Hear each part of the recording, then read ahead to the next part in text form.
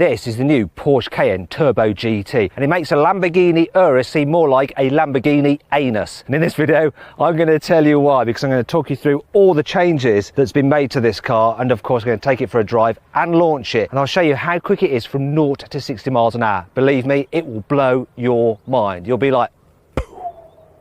Anyway, I'm Matt Watson, and you're watching Carwow. Buying a new car? Then head to Carwow, and my team will help you find your next car at a fair price. Carwow, your one-stop car buying comparison site. Let's start off this video by talking about the engine. You see, what's happened here is Porsche's let its GT division have a play with it, and they've changed the pistons, the conrods, the crankshaft, and loads of other stuff.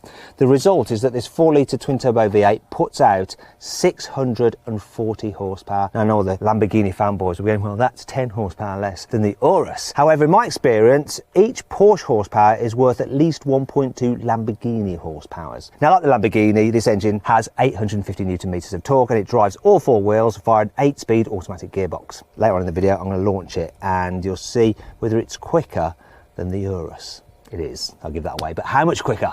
The Turbo GT is the most expensive Cayenne you can buy. It starts from £144,000. This one, with options, £160,000. Now, if you want a performance SUV for a lot less cash, click on the pop-out banner up there, or follow the link in the description, because I found one on Carwow with a great saving. As well as an extra 100 horsepower, what do you get for your extra £40,000 over a normal Cayenne Turbo? Well, carbon ceramic brakes as standard for one. You get 440mm discs up front and 410mm discs at the back. And look at these calipers, they're massive. There's 10 pistons in there. Shall we check out how good they are? Okay, I'm going to do a brake test from 60 miles an hour. Let's see what we can do. Here we go. What distance did it stop in? Oh, that's good. 32 meters. For a big heavy car like that is super impressive. To make sure that the Turbo GT stands out compared to a normal boring turbo, Porsche's tweaked the design, so it's got a more aggressive bumper with bigger air intakes. Down the side, you've got 22-inch alloy wheels in this gold paint. You also have carbon fibre door mirrors. There's a carbon fibre roof. The wheels are actually an inch wider than on a normal turbo, and we could all do with an extra inch, couldn't we? Or am I just speaking for myself? Anyway, there's some extra aero here and here. You've got a diffuser there, which probably does diffuse air because Porsche doesn't mess around and fake stuff. Speaking of which, there's no faking with these exhausts. Look at the size of them. And not only are they centre mounted, love that, they're made out of titanium. Look at the blueness. Oh, wow. It's lush. Here on the inside, the Turbo GT gets lashings of Alcantara, so you get it on the headlining all the way down the A-pillars, on the dash with some nice goldy stitching there. You also get it here on the armrest, it's on the grab handles, once again with the stitching, on the top of the centre console there, and the seats, on the grab handles, on the gear selector, and of course, on the steering wheel. And we all know that an Alcantara steering wheel instantly makes a car feel more sporty to drive, especially if you've got a yellow dead ahead stripe on the top of it. And then there's various Cayenne GT badging. You've got it here, you've got it on the dials, you've got it on the carbon fibre kick plates, you've also got it here on the headrests of the sport seats, and oh look, we've got it embossed here on the centre console, though if you want this, that's an extra £200. There's also some carbon fibre here, and lo and behold, they've made the sports response button for this drive mode selector switch red. Okay, also one last thing, look, yeah, gold seat belts. Well, I think it's more beige in it, but yeah. As well as all the styling changes, Porsche's got its GT division to fettle this car chassis. They've lowered the air suspension by 17mm, made it 15% stiffer. They've recalibrated the active dampers. They've changed the bushings in the front axle. They've made the rear wheel steering more aggressive to promote oversteer, and they've altered the active anti-roll bars to keep the car more upright in the bends. Okay, let's drive this Cayenne GT. So I'm just going to turn this knob here and put it into Sports Plus mode, which is maximum attack. I'm going to floor the throttle. Hell, what the have they done to this car? That is nuts. Oh, the way this engine pulls, that is just utterly insane. And the noise. Oh, it sounds so angry. What is this thing? It's an animal. Right, I need to calm down a second. Need to calm down. In fact, sod calming down. Let's put it into manual mode. Some twisty road ahead. Let's do it. Whoa. Whoa! Thankfully, it handles well. Good job considering the speed this thing gets. Oh my gosh, the way this thing goes into corners is nuts, and the way it comes out of them is even crazier. You can tell Porsche's GT department have had their fingers in this pie, because what a machine! Right, I'm calling it now. Don't need to drive it anymore. I'm calling it. This is the best handling, most sporty SUV ever. Really is. I'm gonna go do that again. That is fun. It's like a GT car. It's an SUV, family car at the same time. It's nuts. Do you know what it reminds you of? It's a bit like the BMW M5 CS, where it's just on another level compared to the car on which it's based. It's crazy. I mean, how does it do this? How's it going through corners like this? Anyone who says SUVs can't be fun to drive, or those purist motoring journalists, you know, they do have a point. The raised ride height, it's not ideal, but there's something about this. This is genuine fun. Every journalist should drive this car just to recalibrate their brains as to what is possible with an SUV, because this is more fun than many sports cars that I've driven, supposed sports cars. It's absolutely awesome, and it just shows what Porsche and its GT division can do.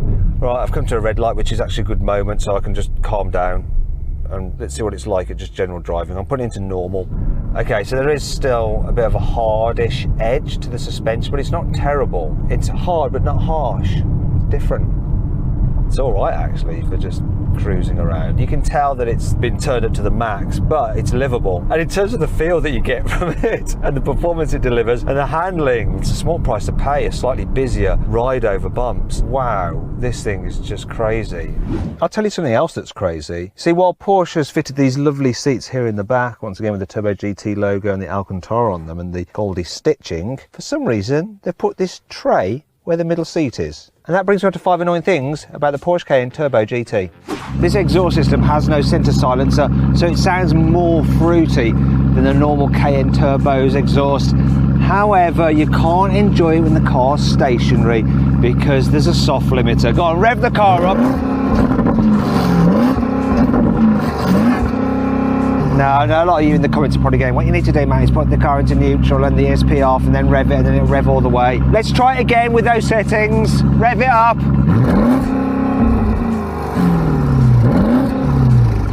See, it doesn't work. It doesn't work. These gold wheels a little bit too showy for you. Well, you can have them in some other colours. Unfortunately, Porsche will charge you for that. 400 quid. Speaking of Porsche rinsing you out for extra cash, if you want adaptive cruise control with lane keeping assist, which is standard on a Toyota Corolla, you have to pay Porsche an extra £2,000. Porsche likes to talk about the fact that this car has various technology to make it as efficient as possible, such as cylinder deactivation. However, since I've had this thing, I've averaged just 12.6 miles per gallon. Now, it's not just because I'm a bad driver. If I go to the long-term trip computer, I see over the past 3,660 miles, it's done 14.6 miles per gallon. It's a bit of a weird situation where the most expensive Cayenne is not the most powerful. A Turbo SE Hybrid has 680 horsepower, so 40 more horsepower than this. And of course, it's a lot more efficient as well. The rear visibility on this car is already pretty crap, but the rear spoiler actually extends when you're going quickly. And if you go above 70 miles an hour, it sticks up even higher, up to there. So you can't really see what's behind you. Obviously not a problem when you're on the road, but if you're on track and there's someone in something like a GT3 wanting to pass, yeah, you may never see him. Thankfully, this car has plenty of cool features to help make up for all this. Here's 5. The extra aero on the Turbo GT increases downforce by 40 kilograms. Any car that Porsche's GT division is involved in has to be capable of being thrashed on track continuously. As a result, to cope with this car's extra engine power, Porsche has had to uprate the gearbox and the four-wheel drive system. They've actually fitted the transfer case with a cooler so it doesn't overheat. This may be a big family-friendly SUV, but it has a power-to-weight ratio that matches the Cayman GT4. Speaking of which, you can get a deployable tow bar for this thing, which means you can tow your GT4 to the circuit. With a time of 7 minutes 38, this Turbo GT is 9 seconds a lap quicker than a Lamborghini Anus round the Nürburgring. Oh, that hurt my Urus. Right, it's time to launch this bad boy. Porsche's 0 to 60 will be dispatched in 3.3 seconds, but what's the reality? Specialist timing gear will reveal all. Let's do it.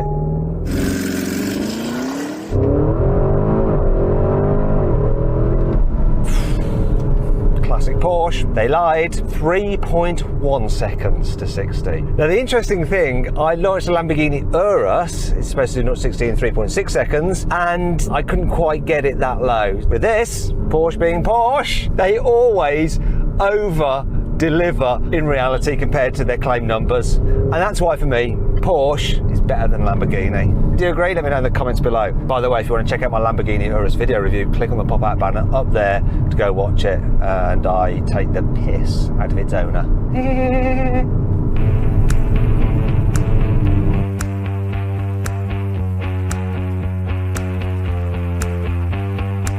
So then, what's my final verdict on the Porsche Cayenne Turbo GT? Should you avoid it? Should you consider it? Should you shortlist it? Or should you just go right ahead and buy it?